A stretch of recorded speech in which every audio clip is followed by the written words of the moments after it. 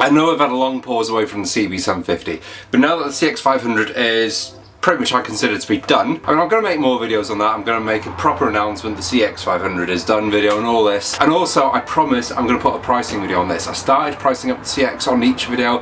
I gave up only because it was taking too much time to put into the edits and everything like that. And especially with the Bike Shed show coming up, all of that just a lot of time just went away. So I will be putting a new video of that up. But back into the CB750 today, and we are looking at carbs. I know it's a bit premature to look at carbs before we've actually sorted the engine out. The engine video will be coming next week. Don't worry about that. We'll be sorting out the crank and shells and all sorts like that. So the engine video is coming up. But today I wanted to try something a little bit different. We've got a collab video with Cody from the Motorcycle MD.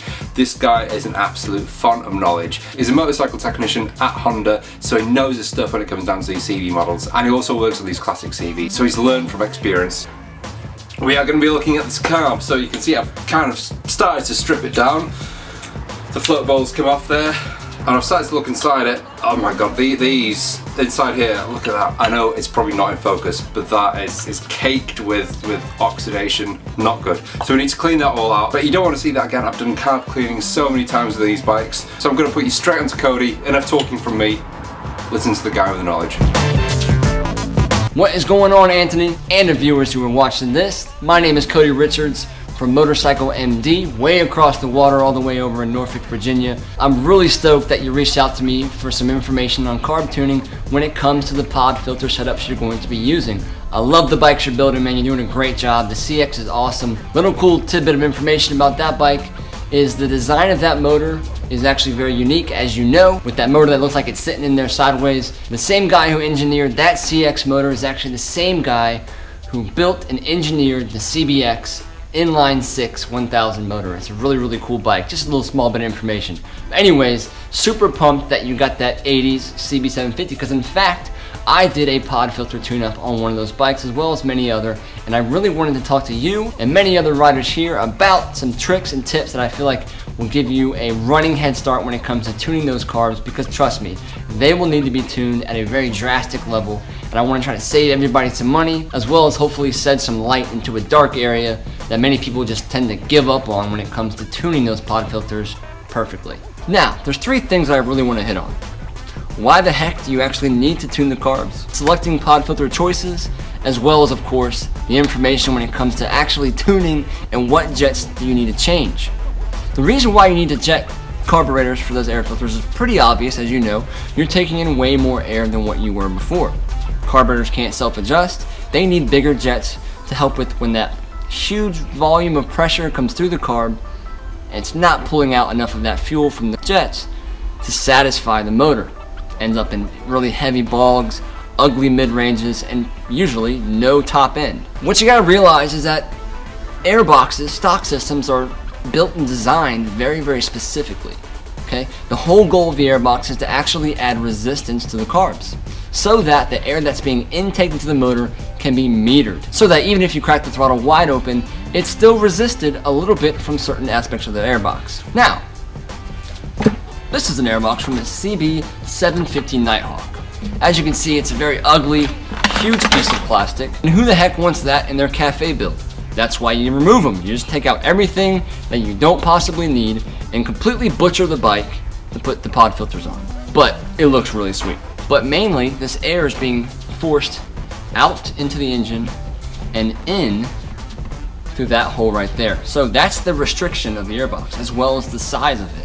So as soon as you add a pod filter onto your carb, you're now taking away all restriction. It's just full on, fully air being consumed into the carb. Hence the reason why you have to rejet. Which brings me to my second bit of information. Choosing the pod filter. These are the ones that I typically always use and suggest because they're affordable and they're actually a quality made material. This is from Bike Master. I'm not sure if you can get them over there on that side of the water, but here you can. Bike Master air filters.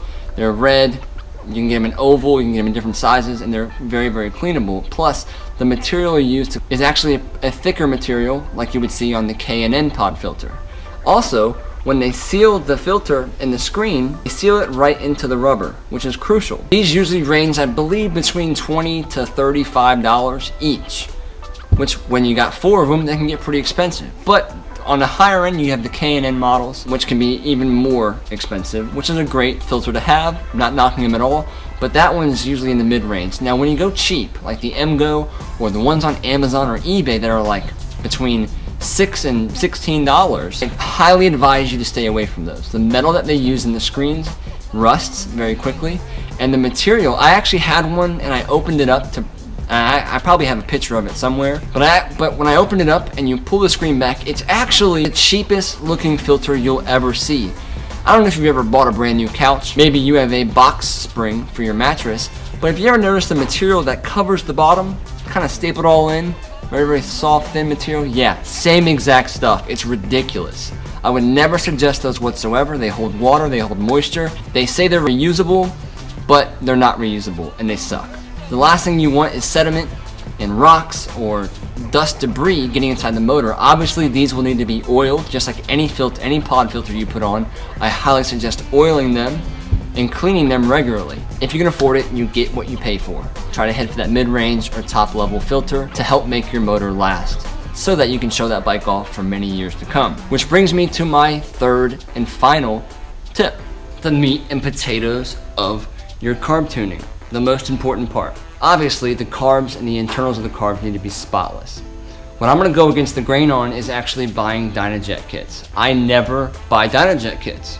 I know that they sell them in different stages, 1, 2, 3, 4, and 5, and it's all for different applications, for exhaust and for velocity stack or for engine modifications. I don't believe in them. A, they're very generic. They have nothing to do with sea level. It's just, hey, this is a somewhat thing, some tuning required. And they are actually pretty expensive, and I think they're actually overkill to many applications. Now, I'm sure some of you have used them and you had a great experience. That's fantastic. But I work on bikes all the time, every day, 9 hours a day, and if I were to use that every time and to say the exact same topic, it would not be true. I've used 1 or 2 in my 8 years of working on motorcycles, and I've taken both systems out and got a way better result from doing my own tuning. I often use the same exact stock parts, like the stock main jet needle. I just use a shim trick, number 4 washer, and you can shim the main jet needle, and that usually helps with idle and the mid-range of the idle. If you have a clip type, I would just simply raise the needle up to help with that idle and mid-range. But what you gotta realize are a couple of very important things. Obviously, head knowledge about your carbs in particular. Believe it or not, in the older style bikes, in order for them to get a good response from idle, mid-range to wide open throttle, they use multiple series of jets to, of course, taper that off and allow for a smooth transition through the RPMs. They used idles, main jets, secondary main jets, slow speed jets. Some are removable, some aren't. On the newer style bikes, like the CV style carbs with rubber diaphragms, like on my Nighthawk, they only use a select maybe 3, a choke circuit orifice, an idle jet, and a main jet. Those actually tend to be a little bit easier to tune because there's only so many things that you can do. On the older ones, you're kind of picking and choosing, okay, which jet does what? I'll actually put a little diagram up here for you to look at so you're not looking at my ugly mug the entire time. But certain aspects of the carb operate certain transitions through the carb. Your carb is full of transition ports to help meter that from idle to 1/4 throttle to off idle to mid-range up into the wide open throttle. Each thing has its own job. So my tip for you is if you're gonna install pod filters with probably some kind of exhaust, I would go at least 15 over on the main jet.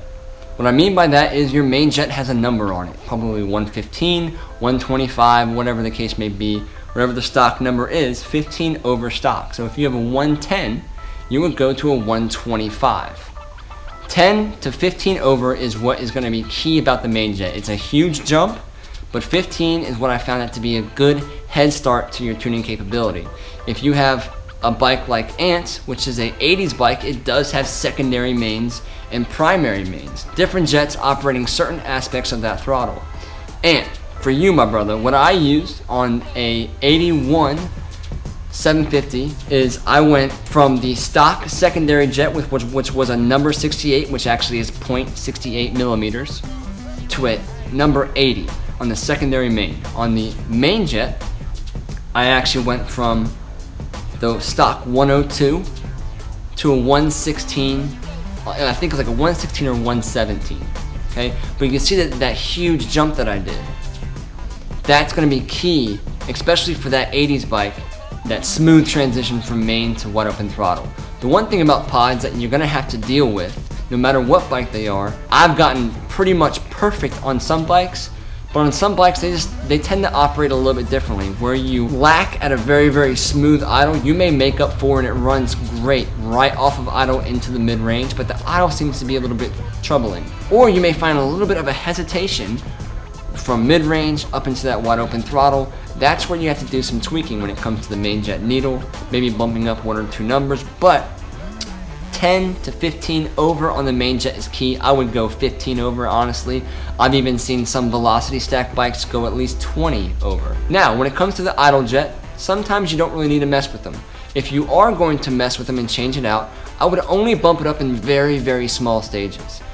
2 numbers, 3 numbers, maybe even 5 numbers max. That might actually be overkill. But what you do want is on the mixture screw of your carb, whether it's a fuel mix screw or an air screw, the trimming screw for that idle, which is going to be key for you to dial them in. Make sure that you have room to actually make an adjustment. On some pod filter bikes I've done, I kept the stock idle jet, but in order for it to run really good, the mixture screw had to be turned almost 3.5 turns out. And I really don't like going anything past 3.5. But that half turn to 4, it made it run perfect.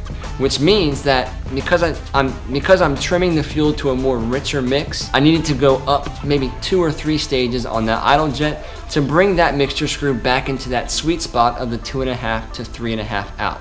Of course, your manual will tell you exactly what mixture screw to have. Here in Norfolk, I set all of mine at around 3.5. But that's what you want. You want some grace when it comes to turning that mixture screw so that you can adjust for cold and warm temperatures as you ride the bike. Understanding lean and rich mixtures is key. If you guys want to check out my channel, I have tons of great videos when it comes to diagnosing carb issues, especially for pod filters. Some really cool tricks that you can use that will really, really help you out when it comes to dialing those in. So that's it, and thank you so much for giving me the space to talk. I like to rant a lot and I can talk people's ears off. I hope that was informative. I hope that helps a lot of people out and all of your subscribers as well as you. Cody here at Motorcycle MD, Norfolk, Virginia. Ride safe, and I'll see you guys around. And so with that all said, I've taken Cody's advice. I've actually rebuilt my pods. They were in, oh god, they're heavy. They were in a bit of a state when I opened them up. So I've got these all cleaned up now. It was a wonder how the bike actually revved on that very first video. No idea.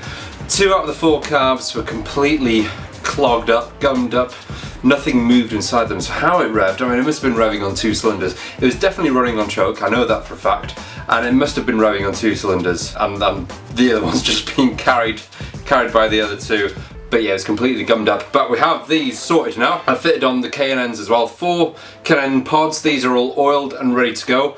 The outsides of them have been cleaned along with the inside, but they are beautiful. They absolutely weigh a ton, but they're beautiful. So hopefully that should dispel the myth about CV carbs not being tunable for pods. I mean, it goes to show that the CX500 runs perfectly, and even after that ride, spark plugs come out as clean as a whistle. No lean running, no running rich or anything like that. It goes to show that you can tune CV carbs to work with pods, providing you have decent pods. I go for K&N. Cody has his own choices. From experience, K&Ns to me seem to work, so I'll always go for these. So that is it now. We've got new jets in these. We've got 118s and we've got 80s. I couldn't find 116, so 118 was the closest I could find for that. The only thing I've got left to do is to synchronize the carbs, which I can't do until the engine is rebuilt and in the bike. More engine videos coming next week. We've got the piston ports honed out, ready for the new rings. The engine's going to be rebuilt. You may have seen as well on my Instagram shots I've been working on the rear cowl for the CB750 quietly. If you haven't seen that yet, then check out my Instagram account, follow me on there. There's always snaps of how these builds go before these videos come out. Have a look in there. If you like what you see, subscribe, follow all these bikes on here. We've got amazing Ducati videos coming next week. Tiny little mods I'm doing for the Ducati just to kind of keep me going, keep my addiction fueled in a way. Subscribe to this channel. Also visit footballindustries.com, see if there's a piece of merchandise that you would like on there. New designs, more different pieces coming along. So until next week, ride safe, hope you enjoy this video, and I'll see you next week.